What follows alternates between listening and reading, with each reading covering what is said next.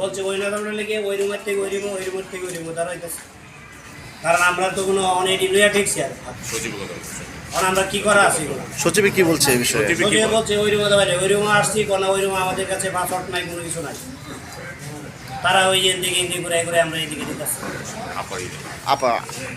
আপার কি সমস্যা আপা?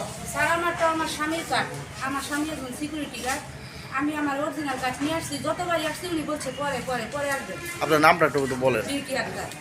এখন স্যার আমি কতদিন যাবত ঘুরতেছি, উনি বলতেছে যে এই করতে এই করে জানি করতে এই করে, এখন দলিলের কাছে গেছি উনি বলতেছে যে বাদ হয়ে গেলে বাদ হয়ে দেবো, এটা আমার কিছু করার নেই।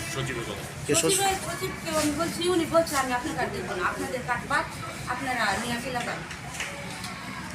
সচিবের কি বাদ? স্যার আমরা স্যার একদম দরিদ্র ফ্যামিলির লোক, এখন যদি আমরা তেলের কাঠ না পাই তাহলে স্যার আমি কারণ স্যার আমাদের অরিজিনাল কাঠ, আমাদের কোনো ভুয়া কাঠ না, আমাদের কাঠটা কেন বাদ যাবে?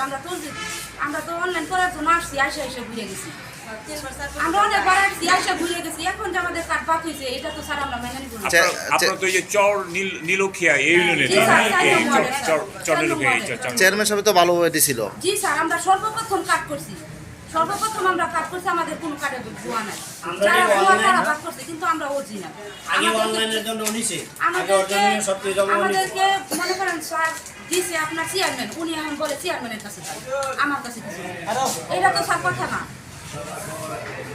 চেয়ারম্যান অনুপস্থিত, দায়িত্ব তো সচিব কোনো মানে সুরাহাতি কিছু বলতেছে না। এখন বলতেছে আপনারা বাদ দেন, অন্য মানুষের সুযোগ দেন, তাহলে স্যার আমরা তো আমাদের স্বামীরা 18,000 টাকা বেতন পায়, আমাদের পক্ষে স্যার 400 টাকা লিটার তেল কিনে 200 টাকা লিটার এই ব্যাপারে আপনারা সরকারের কাছে মানে চাচ্ছেন, মানে সাহায্য চাচ্ছেন,